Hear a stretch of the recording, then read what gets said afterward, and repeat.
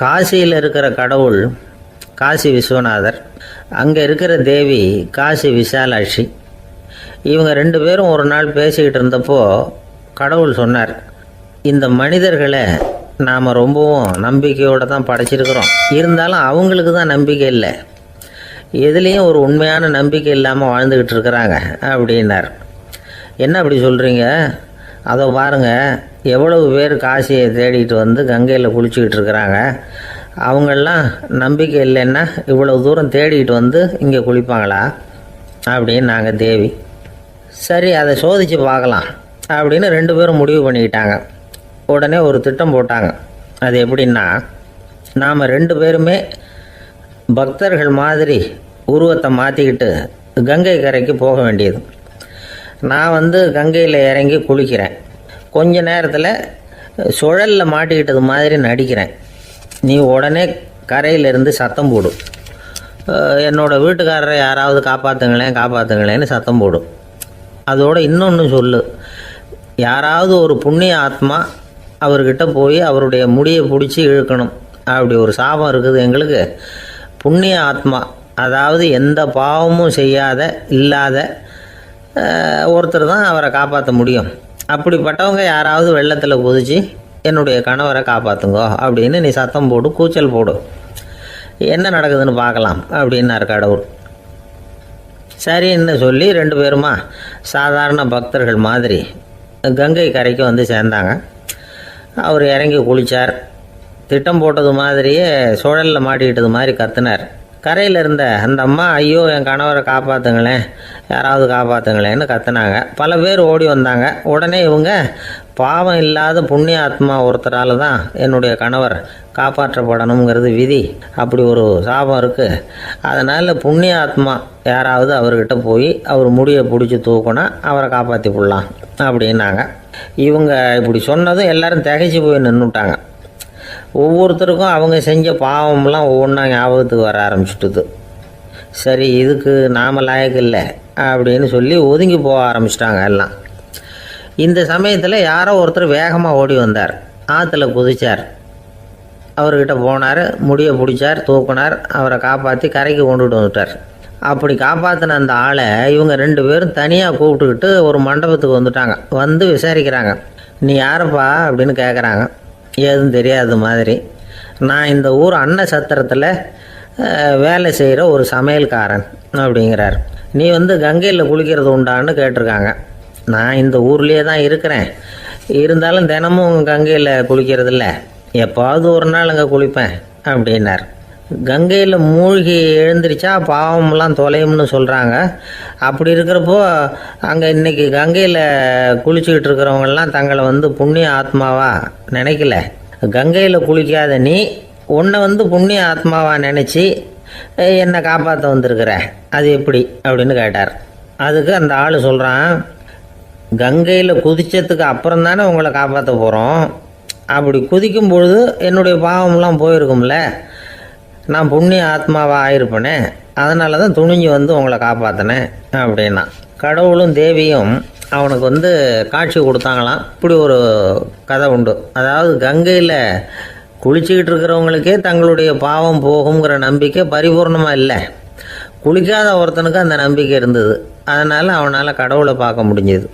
கடவுளை வந்து நாமளும் பார்க்க முடியுமா முடியாதா அப்படிங்கிற குழப்பம்லாம் நமக்கு வேண்டியதில்லை. நம்பிக்கையோடு வாழணுங்கிற உண்மையை மட்டும் இந்த கதையிலேருந்து புரிஞ்சுக்கிட்டால் போதும். ஏன்னா இந்த கதையை கேட்டுட்டு ஒரு நண்பன் குதர்க்கமாக ஒரு கேள்வி கேட்டான். ஏன் சார், கங்கையில் குளித்தா பாவம் போயிடும்னு சொல்கிறீங்களே, நான் எனக்கு வேண்டாத ஒருத்தனை அழைச்சிட்டு போய் கங்கையிலேயே தள்ளி விட்டுட்டு அதுக்கப்புறம் அங்கேயே முழுக்க போட்டுட்டு நான் செஞ்ச பாவத்தை வந்து அதுலேயே கழுவி விட்டுட்டு மறுபடியும் உங்ககிட்ட வந்துடுறேன்னு வச்சுக்கோங்க, நீங்கள் என்னை வந்து புண்ணிய ஆத்மான்னு ஏற்றுக்குவீங்களா அப்படிங்கிறான். ஆள் கொஞ்சம் அசந்தான் நம்மளே அங்கே அழைச்சிட்டு போனாலும் போயிடுவான். ஒரு மனுஷனுக்கு 3 விதத்தில் கர்வம் உண்டாகிறதுக்கு வாய்ப்பு உண்டு. பணம், பதவி, புகழ். பணம் அதிகமாக வந்தால் கர்வம் வரலாம், பதவி பெருசாக வந்துட்டுதுன்னா கர்வம் வரலாம், புகழ் அதிகமாக போனாலும் கர்வம் வரலாம். இந்த 3 வகையான கர்வத்துக்கும் இடம் கொடுக்காமல் இருக்கிறாங்க பாருங்கள், அவங்க தான் சிறந்த மனிதர்கள். ஒரு பெரிய பொறுப்பில் இருக்கிறவங்களுக்கு கர்வம் வந்துடக்கூடாது. அப்படி வந்துட்டுதுன்னா அது எல்லாருக்கும் இடைஞ்சல். ஒரு ராஜா இருந்தார். அவர் ஒரு நாள் தன்னுடைய தலைநகரத்தை சுற்றி வந்துக்கிட்டு இருந்தார். ஒரு இடத்துல ஒரு அழகான நிலத்தை பார்த்தார். ஆஹா, இந்த இடத்துல நமக்குன்னு ஒரு மாளிகையை கட்டினா எவ்வளோ நல்லா இருக்கும் அப்படின்னு நினச்சார். ராஜா நினச்சா அது முடியாத காரியமா? சரி, இந்த நிலம் யாருக்கு சொந்தம்னு விசாரிங்க அப்படின்னார் பக்கத்தில் இருந்தவங்கக்கிட்ட. அவங்கெல்லாம் ஓடி போய் விசாரித்தாங்க. அந்த இடம் ஒரு வயசான கிழவிக்கு சொந்தம், வயசான அம்மாவுக்கு சொந்தமாக. அந்த அம்மா தான் அதில் ஒரு குடிசையை போட்டு குடியிருந்துகிட்டு இருக்கிறாங்க. சரி, அந்த நிலத்துக்கு ஒரு விலையை நிர்ணயம் பண்ணி அதை அந்த வயசான அம்மாக்கிட்ட கொடுத்துருங்கோ அப்படின்னு உத்தரவு போட்டார் ராஜா. ஆனால் அந்த அம்மா இது எங்கள் பூர்வீக இடம், இதை விற்க மாட்டேன் அப்படின்னு சொல்லிவிட்டுது. சரி, 2 பங்கு விலை கொடுக்குறோம்னு சொல்லி பாருங்க அப்படின்னாங்க. அப்படியே சொன்னாங்க அரண்மனை ஆட்கள். அதுக்கும் சம்மதிக்கலை அந்த அம்மா. இதை கேள்விப்பட்டதும் ராஜாவுக்கு கோபம் வந்துட்டுது. தன்னுடைய ஆளுங்களை கூப்பிட்டார். போய் அந்த குடிசையை பிரித்து எறிங்க, காசெல்லாம் ஒன்றும் கொடுக்காதீங்க அப்படின்னு கத்தினார். அவ்வளோதான். அடுத்த நிமிஷம் அரண்மனை ஆசாமிகள் போனாங்க, குடிசையை பிரித்து எரிஞ்சாங்க. அந்த வயசான அம்மா இருக்கு, அதுவும் அந்த இடத்த விட்டு துரத்தி விட்டாங்க. அந்த இடத்துல ஒரு அரச மாளிகையை கட்டி முடிச்சிட்டாங்க. அந்த வயசான அம்மா பாவம், ராஜாவே இப்படி பண்ணால் யார்கிட்ட போய் முறையிட முடியும்? ஒரு ஞானி இருந்தார், அவர்கிட்ட போய் சொன்னாங்க. அவர் இவங்க சொன்னதை கேட்டு மனசில் வச்சுக்கிட்டார். ஒரு நாள் அந்த ராஜாவே இந்த ஞானியை கூப்பிட்டார். புதுசாக ஒரு மாளிகை கட்டியிருக்கிறேன், வந்து பாருங்கன்னு. சரின்னு சொல்லி இந்த பெரியவர் ஒரு நாள் இந்த மாளிகைக்கு போனார். சும்மா போகல, ஒரு கழுதையையும் ஓட்டிகிட்டு போனார். கொஞ்சம் சாக்குகள், வெத்து சாக்கு, அதையும் எடுத்து கழுதை முதுகில் போட்டு கழுதையை ஓட்டிகிட்டு போகிறார். ராஜா பார்த்தார். அவருக்கு இது ஆச்சரியமாக இருந்தது. என்ன இது, மாளிகைக்கு வந்துட்டு போங்கன்னு கூப்பிட்டா கழுதை சாக்கு இதெல்லாம் கொண்டு வராரு, ஒன்றும் புரியலையேன்னு நினச்சார். எதுக்காக இதெல்லாம்னு கேட்டார். அரசருடைய தோட்டத்திலேருந்து கொஞ்சம் மண் எடுத்துகிட்டு போகிறதுக்கு ஆசைப்பட்றேன், அதுக்கு நீங்கள் அனுமதி கொடுக்கணும் அப்படின்னாரு இவர். இது என்ன வேடிக்கையான கோரிக்கையாக இருக்குது அப்படின்னு நினச்சார் ராஜா. இருந்தாலும் மண்ணு தானே கேட்குறாரு, எடுத்துகிட்டு போகட்டுமே அப்படின்னு நினச்சார். சரின்னு அனுமதி கொடுத்தார். அந்த பெரியவர் தோட்டத்துக்கு போனார், மண்ணை வெட்டினார், சாக்கில் போட்டு நிரப்புனார். ராஜாவை கொஞ்சம் கிட்ட வாங்கன்னு கூப்பிட்டார். இந்த மண் மூட்டையை தூக்கி கழுதையோட முதுகில் வைக்கணும், கொஞ்சம் உதவி பண்ணுங்கன்னார். ஓ, பண்ணுறேனே அப்படின்னு சொல்லி ராஜா கிட்ட போனார். மூட்டையை தூக்கி பார்க்குறாரு, முடியல, திணறி போயிட்டார். இப்போ அந்த ஞானி பேசினாராம். அரசே, இந்த ஒரு சாக்கு மண்ணையே உங்களால் தூக்க முடியல, அந்த கிழவிகிட்ட இருந்து அந்த அக்கிரமமாக அபகரித்த இந்த தோட்டம் பூராவையும் சுமக்கணும்னு ஆசைப்படுறீங்களே, அது உங்களால் முடியுமா அப்படின்னு கேட்டாராம். ராஜா யோசனை பண்ண ஆரம்பித்தார். தன்னுடைய செயலுக்காக வருத்தப்பட்டாராம். அந்த வயசான அம்மாவை உடனடியாக வரவழைச்சார். தாயே, தப்பு பண்ணிட்டேன், என்னை மன்னிச்சுக்குங்க, இன்னையிலேருந்து இந்த மாளிகையும் தோட்டமும் உங்களுக்கு தான் சொந்தம் அப்படின்னு சொல்லிவிட்டாராம். போகிறப்ப இந்த உலகத்திலேருந்து எண்ணத்தை எடுத்துகிட்டு போக போகிறோம், அதனால் ரொம்பவும் அலட்டிக்க வேண்டியதில்லை, கர்வப்பட வேண்டியதில்லை அப்படிங்கிறது ஒரு பெரிய உபதேசம். ஒரு பெரிய மனுஷன் சாக கிடந்தார், ரொம்பவும் அழுதார். ஏன் அழறீங்க அப்படின்னு கேட்டாங்க சுற்றி இருந்தவங்க. நான் சாகிறதுக்காக கவலைப்படலை, நான் நம்ம ஜனங்களுக்காக எவ்வளவோ காரியம்லாம் செஞ்சுக்கிட்டு வந்தேன். நான் செஞ்சுக்கிட்டு வந்த சேவையை இனிமேல் யார் செய்ய போகிறாங்க, அது யாரால் முடியும், அதை நினச்சி தான் அழறேன் அப்படின்னாராம். ஒருத்தர் முன்னாடி வந்தார். அதுக்காக நீங்கள் கவலைப்படாதீங்க, உங்கள் சேவையை தொடர்ந்து செய்கிறதுக்கு என்ன மாதிரி இளைஞர் பட்டாளம் தயாராக இருக்குது, இருந்தாலும் எங்கள் கவலை என்னென்னா அப்படின்னு இழுத்தார். என்ன சொல்லுங்கன்னு கேட்டார் அவர். நீங்கள் இது வரைக்கும் என்ன சேவை செஞ்சுக்கிட்டு வந்தீங்க, அதுதான் எங்களுக்கு இன்னமும் புரியாத புதிராக இருக்குது அப்படின்னாராம் அவர். ஒரே ஒரு ஊரில் ஒரு ராஜா இருந்தார். அவர் பேரில் மக்களுக்கு ரொம்ப மரியாதை. அவ்வளவு நல்லா ஆட்சி புரிஞ்சுக்கிட்டு வந்தார். அவருக்கு வயசாயிட்டுது. அதனால் ஒரு நாள் அமைச்சரை கூப்பிட்டார். இதை பாருங்கள், எனக்கு வயசாயிட்டுது, அதனால் இந்த அரச பொறுப்பையெல்லாம் நீங்கள் ஏற்றுக்குங்க அப்படின்னார். அதுக்கப்புறம் ராணியை கூப்பிட்டார். வா, நாம் இனிமேல் இங்கே இருக்க வேணாம், காட்டுக்கு போய் தவம் பண்ணலாம் அப்படின்னு கூப்பிட்டார். இந்த செய்தி மக்களுக்கு அறிவிக்கப்பட்டது. மக்கள் உடனே கூட்டம் கூட்டமாக அரண்மனைக்கு வர ஆரம்பிச்சுட்டாங்க. மன்னரை போய் பார்க்குறாங்க. அரசே, தாங்கள் எங்களுக்கு தந்தை மாதிரி, நீங்கள் காட்டுக்கு போயிட்டால் நாங்கள்லாம் இங்கே எப்படி இருக்க முடியும், எங்களுக்கெல்லாம் எந்த துன்பமும் இல்லாமல் பார்த்துக்கிட்டு வர்றீங்க, இது மாதிரியான ஒரு அரசாட்சி இல்லைன்னா மக்கள் வாழ்ந்து என்ன பயன் அப்படின்னாங்க. இருந்தாலும் என்ன பண்ணுறது, வயசாயிட்ட காரணத்தினால இந்த முடிவுக்கு வர வேண்டியிருக்குது அப்படின்னாரா ராஜா. அப்படின்னா நீங்கள் காட்டுக்கு போக வேணாம், நாங்கள் போகிறோம். நாங்கள் அங்கே போய் தவம் பண்ணுறோம், வழிபாடு பண்ணுறோம். கடவுள் வருவார், அவர்கிட்ட வரம் வாங்கிட்டு வந்துடுறோம் அப்படின்னாங்களாம். அப்படி சொல்லிவிட்டு உடனே எல்லாரும் காட்டுக்கு போனாங்க. நாட்டு மக்கள் எல்லாரும் ஒட்டு மொத்தமாக வந்து காட்டில் உட்காந்துக்கிட்டு தவம் பண்ணுறதை பார்த்தார் கடவுள். உடனே புறப்பட்டு வந்தார். எல்லாரும் இப்படி வந்து உட்காந்துருக்கிறீங்களே, என்ன வேணும் உங்களுக்கு அப்படின்னு கேட்டார். உடனே மக்கள் எல்லாரும் ஒரு குரலில் சொன்னாங்க, சுவாமி, எங்கள் மன்னன் ரொம்ப நாளைக்கு நல்லபடியாக இருக்கணும். அவர் வந்து மகிழ்ச்சியாகவும் உடல் நலத்தோடும் இருந்தால் தான் நாங்கள் அமைதியாக வாழ முடியும் அப்படின்னாங்க. சரி, அதுக்கு என்ன செய்யணும் அப்படின்னார் ஆண்டவன். எங்கள் மன்னருக்கு இன்னும் ஒரு 100 வருஷம் ஆயுளை கொடுங்க அப்படின்னாங்க. அவ்வளவு தானே, சரி அப்படியே ஆகட்டும் அப்படின்னு சொல்லிவிட்டு ஆண்டவன் போயிட்டார். மக்கள் மகிழ்ச்சியோடு திரும்பி வந்தாங்க. மன்னா, கடவுள் வரம் கொடுத்துட்டார், நீங்கள் 100 வருஷம் வாழ போகிறீங்க அப்படின்னாங்க. இதை கேட்டதும் ராணி ராஜாவை வணங்கி நான் தவம் செய்ய போகிறேன் அப்படின்னு புறப்பட்டாங்க. உடனே மக்கள் என்ன நினச்சாங்க தெரியுமா? ஐயோ, நாம் ராஜாவுக்கு மட்டும்தானே நீண்ட ஆயுள் வேணும்னு வரம் வாங்கினோம், ராணிக்கு வாங்கலையே, அதுதான் கோபத்தில் புறப்பட்டாங்க போல இருக்கு அப்படின்னு நினச்சி வருத்தப்பட்டாங்க. ஆனால் ராணி நினச்சது அது இல்லை. ராணி போய் தவம் பண்ணாங்க, கடவுள் காட்சி கொடுத்தார். இவங்க கேட்குறாங்க, சுவாமி, ராஜாவுக்கு மட்டும் 100 வருஷம் ஆயுள்னு வரம் கொடுத்துட்டீங்க, அப்படின்னா குடிமக்களும் 100 வருஷம் இருக்கணும். இப்படிப்பட்ட குடிமக்கள் இல்லைன்னா அப்படிப்பட்ட அரசன் இருந்து என்ன பிரயோஜனம் அப்படின்னாங்களாம்.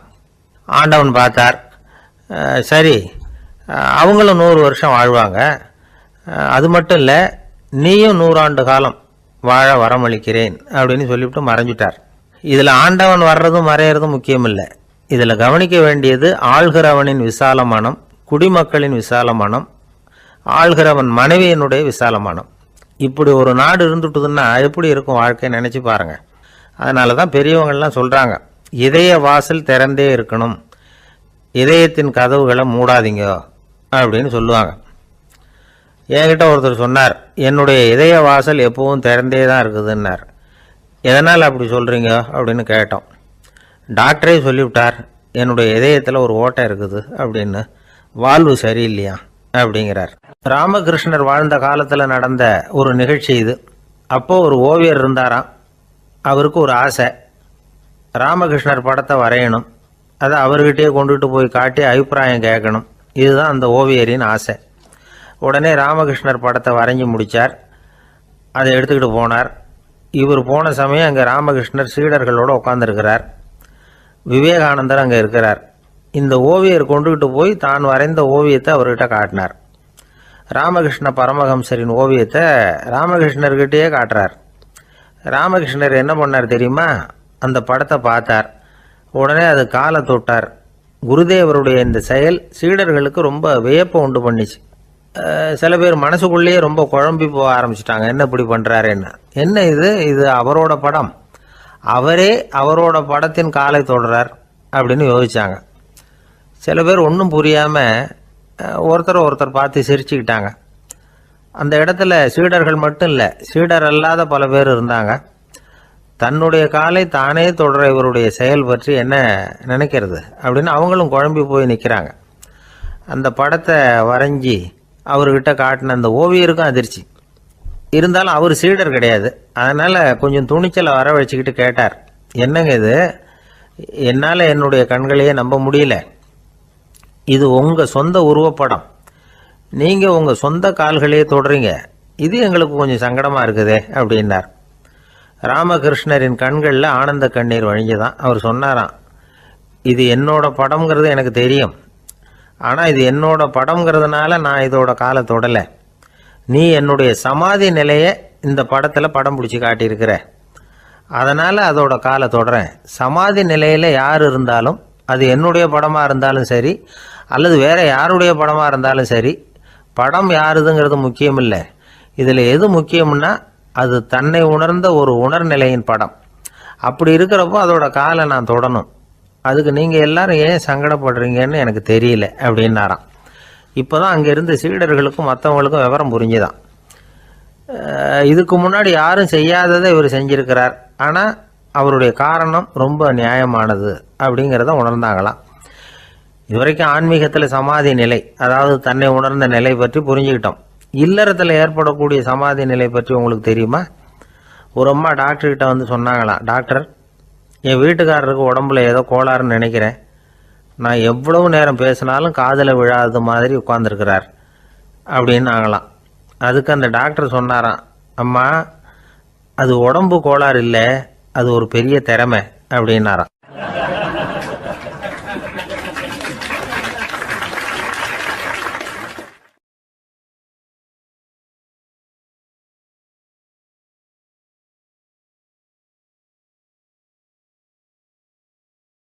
ஆயிரத்தி 816 வருஷம் செப்டம்பர் மாதம் 11ஆம் தேதி பிரான்ஸ் தேசத்தில் உள்ள ஒரு மருத்துவமனை.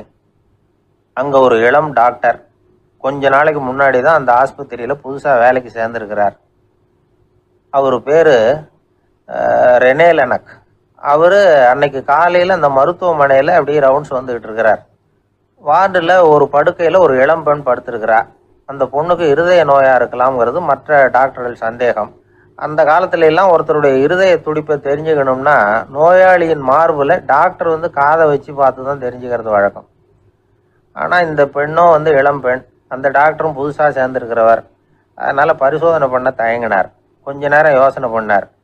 திடீர்னு ஒரு ஞாபகம் வந்தது அவருக்கு. அதாவது அன்னைக்கு விடியற் காலையில் தோட்டத்தில் அப்படி வாக்கிங் போயிட்டு இருந்தப்போ சின்ன பசங்கள்லாம் ஒரு மரக்கட்டையை வச்சு விளையாடிட்டு இருந்தாங்களாம். அதை இவர் பார்த்துருக்கிறார். அது என்ன விளையாட்டுனா, ஒரு நீளமான மரப்பலகை, அதில் ஒரு முனையில் ஒரு பையன் தன்னுடைய காதை வச்சுக்கிட்டு இருக்கிறான், மறுமுனையில் இன்னொரு பையன் அந்த மரப்பலகையை ஒரு ஆணியால் கீறிக்கிட்டு இருக்கிறான். ஒரு முனையில் ஆணியால் கீறும் பொழுது மறுமுனையில் காதை வச்சிருக்கிற பையனுக்கு அந்த சத்தம் துல்லியமாக கேட்குது. அந்த டாக்டருக்கு காலையில் பார்த்த இந்த விளையாட்டு ஞாபகத்துக்கு வந்துட்டுது. உடனே என்ன பண்ணார் தெரியுமா? ஒரு நீளமான காகிதத்தை எடுத்தார். அதை அப்படியே உருளை மாதிரி உருட்டினார். ஒரு முனையை அந்த நோயாளியின் மார்பில் இடது பக்கம் வச்சார், இன்னொரு முனையில் தன்னுடைய காதை வச்சார். என்ன ஆச்சரியம்! நோயாளியின் மார்பில் நேரடியாக காதை வச்சு கேட்குறத விட துல்லியமாக கேட்டுது இதய துடிப்பு. இதய துடிப்பு மட்டும் இல்லை, மூச்சு இழுத்து விடுறது, திரவ பொருள்களின் அசைவு, எல்லா சத்தமும் தெளிவாக கேட்குது. கிரேக்க மொழியில் ஸ்டெத்தாஸ் அப்படின்னா மார்பு, ஸ்கோப்பின் அப்படின்னா பார்ப்பதுன்னு அர்த்தம். அதனால் டாக்டர் ரெனே லெனக் தான் கண்டுபிடிச்ச கருவிக்கு ஸ்டெத்தஸ்கோப் அப்படின்னு பேர் வச்சார். அவரே வந்து முதல் மாடலையும் செஞ்சார். அளவு ரொம்ப பெருசாக இருந்தது, சுலபமாக எடுத்துகிட்டு போகிறது கஷ்டம், அது அவ்வளோ கஷ்டமாக இருந்தது அது. அதனால் அவரே அதை அப்புறம் 2 பிரிவாக தயார் பண்ணார். இது 2 துண்டையும் டாக்டர் தன்னோட கோட்டு பாக்கெட்டில் வச்சுக்கலாம், தேவைப்படுறப்ப எடுத்து ஒன்றா சேர்த்துக்கலாம். இப்படி தான் அவர் ஆரம்பத்தில் பண்ணார். தன்னுடைய இந்த கண்டுபிடிப்பை பற்றி அவர் ஒரு புத்தகம் எழுதினார். நிறைய விற்றுது, புகழும் பணமும் சேர்ந்தது. பணமும் புகழும் வந்து சேர்ந்தது மாதிரியே அவருக்கு ஒரு நோயும் வந்து சேர்ந்தது. அது என்ன நோயின்னு கண்டுபிடிக்கிறதுக்கும் அவர் கண்டுபிடிச்ச கருவி தான் உபயோகப்பட்டு தான். அவரே அதை கண்டுபிடிச்சார். அவருக்கு வந்திருந்தது காச நோய். 1826ஆம் வருஷம் ஆகஸ்ட் மாதம் 13ஆம் தேதி உலகத்தின் முதல் ஸ்டெதஸ்கோப்பை கண்டுபிடிச்ச டாக்டர் ரெனே லெனக் காலமானார். அவர் சாகிறதுக்கு முன்னாடி மரத்தால் செஞ்சு வச்சுருந்த ஸ்டெதஸ்கோப்பை தனக்கு வேண்டியப்பட்ட ஒரு டாக்டர்கிட்ட கொடுத்து, என்னுடைய சொத்துக்கள்லேயே ரொம்ப வசந்தது அப்படின்னு சொன்னாராம். அதுக்கப்புறம் 3 வெள்ளைக்காரங்க சேர்ந்து இந்த கருவியில் சில மாற்றங்களை பண்ணாங்க. ஆனால் 1829 லண்டனில் டாக்டர் நிக்கோலஸுங்கிறவர் ஒரு காதால் இதய துடிப்பை கேட்குறத விட டாக்டர் 2 காதாலையும் கேட்குறது தான் சரியாக இருக்கும் அப்படின்னு ஒரு கருத்தை வெளியிட்டார். அதுக்கப்புறம் ரொம்ப காலம் கழித்து 1852 ஜார்ஜ் காமான் அப்படிங்கிறவர் ரப்பர் டியூப்களை உபயோகப்படுத்தி 2 காதாலையும் கேட்குற மாதிரி ஒரு புதிய வடிவத்தை அதுக்கு கொடுத்தார். அதுக்கு பிறகு அது படிப்படியாக எவ்வளவோ மாற்றங்கள் இருந்தாலும் ஆரம்பத்தில் டாக்டர் ரெனே லெனக் உருவாக்கின அடிப்படை மாடலை யாரும் மாற்றி அமைக்கலைங்கிறது தான் முக்கியமான விஷயம். நமக்கு தெரிஞ்ச ஒரு ஆஸ்பத்திரி, அதில் ஒரு நோயாளி, காலை நேரத்தில் நர்ஸு அந்த பக்கமாக போயிட்டு இருந்தாங்க. அதை பார்த்துட்டு ஒரு நர்ஸுன்னு கத்துறார். நர்ஸு அவசரமாக ஓடி வந்து என்ன விஷயம்னு கேட்டாங்க. சிஸ்டர், இங்கே பாருங்கள், உங்கள் டாக்டரை என் நெஞ்சில் ஒரு காதை வச்சு கேட்டுக்கிட்டு இருக்கிறார் அப்படின்னார் நோயாளி. சிஸ்டர் பதட்டப்படாமல், அதனால் என்ன, இந்த டாக்டர் பழமையான விஷயங்களில் ரொம்ப நம்பிக்கை உள்ளவர், அதனால் ஸ்டெதாஸ்கோப்பை உபயோகப்படுத்தாமல் காதை வச்சு கேட்குறார். அது ஒன்றும் தப்பு இல்லை அப்படின்னாங்களாம். ஐயோ அதுக்காக இல்லை சிஸ்டர், இவர் என் நெஞ்சு மேலே தலையை வச்சது நேற்று ராத்திரி 9 மணி, இப்போ விடிஞ்சு போச்சு, இன்னமும் தலையை எடுக்கவே இல்லை, அதுக்காக தான் சந்தேகப்பட்டு உங்களை கூப்பிடுறேன் அப்படின்னாராம். ஒரு நண்பர் சினிமா படம் தயாரிக்கிறவர், அவர்கிட்ட ஒரு நாள் பேசிக்கிட்டு இருந்தேன். அது எப்படி சார், நீங்கள் எடுக்கிற எந்த படமும் கையை கடிக்காத அளவுக்கு எடுத்துடுறீங்களே, அது எப்படின்னு கேட்டேன். அது ஒன்றும் பெரிய விஷயம் இல்லை சார், பெண்களுக்குன்னு சில உருக்கமான காட்சிகள், இளைஞர்களுக்குன்னு சில நடனங்கள், அடிதடி காட்சிகள், அப்புறம் வயசானவங்களுக்குன்னு சில ஆன்மீக காட்சிகள், சின்ன பிள்ளைங்களுக்கு சிரிப்பு, இப்படி எல்லாமும் சேர்த்து நான் படம் எடுக்கிறேன். மசாலா படம்னு பேர். இது ரொம்ப பெருசாக இல்லைன்னாலும் ஓரளவுக்கு சுமாராக ஓடிடும், கையை கடிக்காது அப்படின்னார். இது ஒரு உத்தி. சில பத்திரிகை ஆசிரியர்களும் இந்த உத்தியை கையாளுறது உண்டு. இந்த உத்திக்கு பார்னம் உத்தி அப்படின்னு பேர், பார்னம் எஃபெக்ட் அப்படின்னு சொல்லுவாங்க. அதாவது ஃபீனியஸ் டி பார்னம் அப்படின்னு ஒருத்தர் அமெரிக்காவில் இருந்தாராம். அதாவது 19ஆம் நூற்றாண்டில் அமெரிக்காவில் கொடிகட்டி பறந்த ஒரு சர்க்கஸ் நிறுவனத்தின் அதிபர் அவர். இந்த உலகத்தில் ஒவ்வொரு நிமிஷமும் ஒரு ஏமாளி பறந்துக்கிட்டே இருக்கிறான் அப்படிங்கிறது அவருடைய சித்தாந்தம். ஒவ்வொருத்தரையும் திருப்திப்படுத்துகிற அளவுக்கு அம்சங்களை கொஞ்சம் கொஞ்சமாக கலந்து கேளிக்கை நிகழ்ச்சிகளை நடத்தினது தான் அவருடைய மகத்தான வெற்றிக்கு காரணம். அதனால் அந்த உத்தியை யார் கடைப்பிடிச்சாலும் சரி, அதுக்கு பார்னம் உத்தி அப்படின்னு பேர் வந்துட்டுது. ஜோசியம் சொல்கிறவங்களுக்கும் இந்த உத்தி தான் கை கொடுக்குது. ஒரு விஷயத்த ஒருத்தருடைய கோள் நிலைகள் அல்லது கையெழுத்து நிரூபிக்கிறதாக அவர்கிட்ட சொன்னால் அதை அவர் நம்பிவிடுவார். ஆனால் அந்த விஷயம் நல்லதாக இருக்கணும், நேர்மையானதாக இருக்கணும், அதாவது பாசிட்டிவாக இருக்கணும். 8ஆம் இடத்துல குரு, 9ஆம் இடத்துல சனி, நீங்கள் ஒரு பெரிய மேதை தான் அப்படின்னு சொல்லுவாங்க. கேட்குறவங்களுக்கு அதை மறுக்கிறதுக்கு மனசு வராது. அப்படி சொல்லும் பொழுது கூடவே என்ன கொஞ்சம் முன்கோபம் அதிகமாக இருக்கும், இருந்தாலும் அது உடனே மறைஞ்சிரும் அப்படின்னு சில அற்ப விஷயங்களையும் சொன்னாலும் அதையும் சரிதான்னு சொல்லி ஒத்துக்குவாங்க. ஆளுமையை எடை போடுகிற ஒரு நிறுவப்பட்ட உத்தியின் மூலமாக தன்னுடைய குணாதிசயங்கள் கண்டுபிடிக்கப்பட்டதாக அவர் நம்புறது தான் இதுக்கு காரணம். இந்த மாதம் பணத்தட்டுப்பாடு கொஞ்சம் இருக்கும், உடம்புல ஏதாவது கொஞ்சம் அசௌகரியம் இருக்கும், வீட்டுக்குள்ளே லேசாக மனஸ்தாபம் வரலாம், இது மாதிரி பொதுப்படையாக சிலதை சொன்னாலே போதும், மக்களை நம்ப வச்சுடலாம். இதெல்லாம் நமக்கு மட்டும்தான் ஏற்படுது அப்படின்னு சொல்லி அவங்க நினைக்கிறது தான் காரணம். இதுதான் பார்னம் உத்திங்கிறது. மனிதர்கள் பாராட்டுக்களை விரும்புகிறதும் விமர்சனங்களை வெறுக்கிறதும் பார்னம் உத்தியின் அடுத்த கூறு. அதனால் ஒருத்தருக்கு ஜோசியம் சொன்னாலும் சரி, அவருடைய ஆளுமையை மதிப்பிடுறதாக இருந்தாலும் சரி, அவரை புகழற மாதிரி இருந்தாலும் சரி, அப்படி இருந்தால் தான் அது சரியாக இருக்கும். சாதகமான விஷயங்களை அதிகமாகவும் பாதகமான விஷயங்களை நாசூக்காகவும் சொன்னால் மக்கள் அதை நம்பிவிடுவாங்க. ஒருத்தரை கருமின்னு சொன்னால் ஏற்றுக்க மாட்டார்.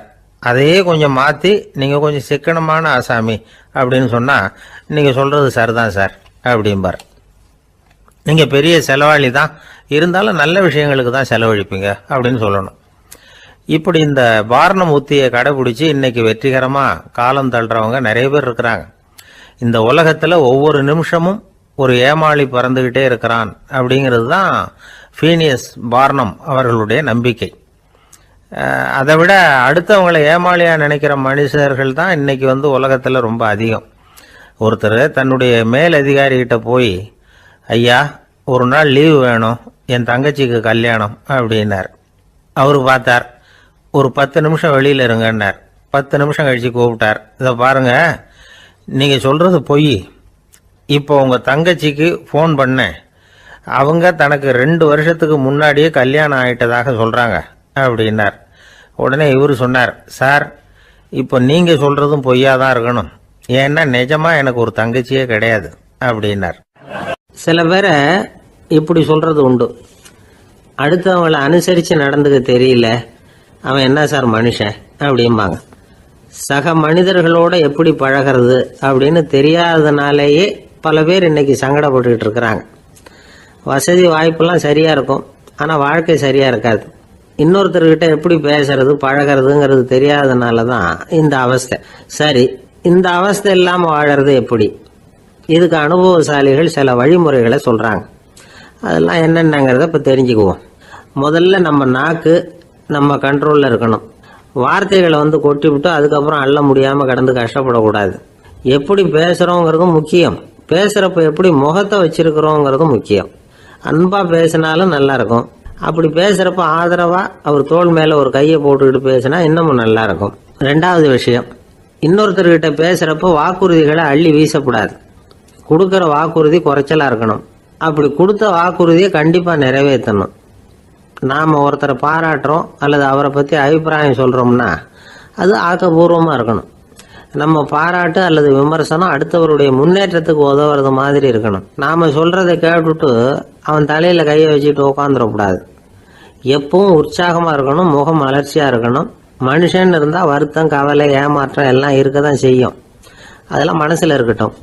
அந்த வருத்தமும் கவலையும் ஏமாற்றமும் சேர்ந்துக்கிட்டு நம்ம முகத்தில் இருக்கிற மலர்ச்சியை மூடி மறைக்கிறதுக்கு நாம் இடம் கொடுத்துடக்கூடாது. எந்த விஷயத்தை பற்றி யாருக்கிட்ட பேசினாலும் வெளிப்படையாக பேசணும், திறந்த மனசோட பேசணும். மூடி மறைச்சி முன்னு முழுங்கிக்கிட்டு இருக்கக்கூடாது. இன்னொருத்தர்கிட்ட பேசுகிறப்போ விவாதம் பண்ணுங்க, அது தப்பு இல்லை. ஆனால் வாதாடிக்கிட்டு இருக்கக்கூடாது. அதாவது என்ன சொல்கிறாங்கன்னா, டிஸ்கஸ் பண்ணலாம், ஆர்கியூ பண்ணக்கூடாதான்.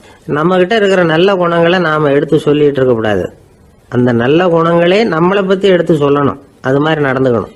அதே மாதிரி அடுத்தவங்க கிட்ட உள்ள கெட்ட குணங்களை பற்றி அவசியம் இல்லாமல் நாம் பேச வேண்டியதில்லை. உங்களை பற்றி யாராவது தப்பாக பேசுகிறாங்களா, அப்படி அவங்க பேசுகிறதுல உண்மை இல்லையா அப்படின்னா அதை நீங்கள் பொருட்படுத்த வேண்டியதில்லை, விட்டுடலாம். அது தானாக போயிடும். ஒரு 4-5 பேரோட பேசிக்கிட்டு இருந்தீங்கன்னா எல்லாருக்கும் முக்கியத்துவம் கொடுங்க, யாரையும் அலட்சியப்படுத்தாதீங்க. தமாஷா பேசலாம், ஆனால் அவங்க தமாஷ் அடுத்தவங்களை கேலி பண்ணுறதா இருக்கக்கூடாது. நமக்கு கிடைக்க வேண்டியது கிடைக்கலையே அப்படிங்கிற தவிப்பு நம்மக்கிட்ட இருக்கக்கூடாது. அது தேவையில்லை. உங்கள் செயல்பாடுகள் தெளிவாக இருக்கட்டும், பாராட்டு தானாக அவங்கள தேடிட்டு வரும். இன்னொரு மனுஷனுடைய மனசில் கௌரவமான ஒரு இடத்த பிடிக்கணும்னா நாம் இந்த குணத்தையெல்லாம் நம்மக்கிட்ட வளர்த்துக்கணும். இதெல்லாம் அனுபவசாலிகள் சொல்லியிருக்கிற குறிப்புகள். இந்த குறிப்புகளை சரியாக புரிஞ்சுக்கணும், அது முக்கியம். தப்பாக புரிஞ்சுக்கிட்டா என்ன ஆகும் தெரியுமா? இதை கேளுங்க. ஒருத்தர் வந்தார், சார் அடுத்தவங்க தோள் மேலே கையை போட்டுக்கிட்டு அன்பாக பேசணும்னு சொன்னீங்க, அப்படி தான் பேசினேன். அவர் முதுகை கூட தட்டி கொடுத்தேன், என் வேலை போயிட்டுது சார், வீட்டுக்கு அனுப்பிச்சிட்டாங்க அப்படின்னார். யாருக்கிட்ட அப்படி பேசுனீங்கன்னு கேட்டோம். என் முதலாளிகிட்ட சார் அப்படிங்கிறார் ரொம்ப சோகமாக. ஒரு ஊரில் ஒரு இளைஞன் இருந்தான். ஒரு நாள் அவன் ஒரு குருவை தேடிக்கிட்டு புறப்பட்டான். ஊரை விட்டு வெளியில் போனான். போகிற வழியில் ஒரு காடு. அந்த காட்டில் ஒரு மரத்தடியில் ஒரு பெரியவர் உட்காந்துருக்கிறார். அமைதியாக மௌனமாக அவர் அமர்ந்திருக்கிறார். இந்த பெரியவரை விசாரிக்கலாம், குருவை தேடி கண்டுபிடிக்கிறதுக்கு இவர் ஏதாவது ஒரு வழி சொல்லி கொடுப்பார் அப்படின்னு நினச்சிக்கிட்டு அவரை நெருங்கினான். ஐயா, எனக்கு ஒரு குரு தேவை, எங்கே கிடைப்பார், அவரை எப்படி அடையாளம் கண்டுபிடிக்கிறது, அதை பற்றி ஏதாவது விவரம் சொன்னீங்கன்னா நான் கண்டுபிடிச்சிக்குவேன் அப்படின்ட்டுருக்கான். பெரியவர் நிமிர்ந்து பார்த்தார். தம்பி, அது ரொம்ப சுலபம். அவர் வயசானவராக இருப்பார், என்னை விட சுமார் 30 வயசு அதிகமாக இருக்கும். அவர் ஒரு மரத்தடியில் தான் உட்காந்துருப்பார் அப்படின்ட்டுருக்கான். சரிங்க பெரியவரே, அது என்ன மாதிரியான மரம், எப்படி இருக்கும் அப்படின்னு கேட்டிருக்கான். பெரியவர் அந்த விவரங்களையும் சொல்லியிருக்கிறாரு. அது மட்டும் இல்லை, சந்திக்கிற நாள், நேரம், வினாடி முதற்கொண்டு எல்லா விவரங்களையும் துல்லியமாக சொன்னாராம். இவ்வளவு விவரங்களை இவரால் எப்படி சொல்ல முடியுது அப்படின்னு இவனுக்கு ஆச்சரியம். இருந்தாலும் அந்த பெரியவர் கடைசியாக ஒரு விவரம் சொன்னார். அது என்ன தெரியுமா? எப்படியும் நீ அவரை சந்திக்கிறதுக்கு ஒரு 30 வருஷம் ஆகும் அப்படின்னு சொல்லிவிட்டாரான். ரொம்ப நன்றிங்க பெரியவரே அப்படின்னு சொல்லிவிட்டு அந்த இளைஞன் புறப்பட்டுருக்கான். இப்போ அவனுக்கு குரு பற்றின விவரம் எல்லாம் கிடச்சிட்டுது, சந்திக்கிற நேரமும் தெரிஞ்சுட்டுது. ஆனால் 30 வருஷம் அவரை தேடி அலைய வேண்டியிருக்குமே. அவன் தேட ஆரம்பித்தான். காடு மலை எல்லாம் சுற்றி அலைஞ்சான். பல வருஷங்கள் தேடினான், அழுத்து போயிட்டான். கடைசியில் அவனுக்கும் வயசாகிட்டுது. கடைசியில் தன்னுடைய சொந்த ஊருக்கே திரும்பி போய்கிட்டு இருந்தான்.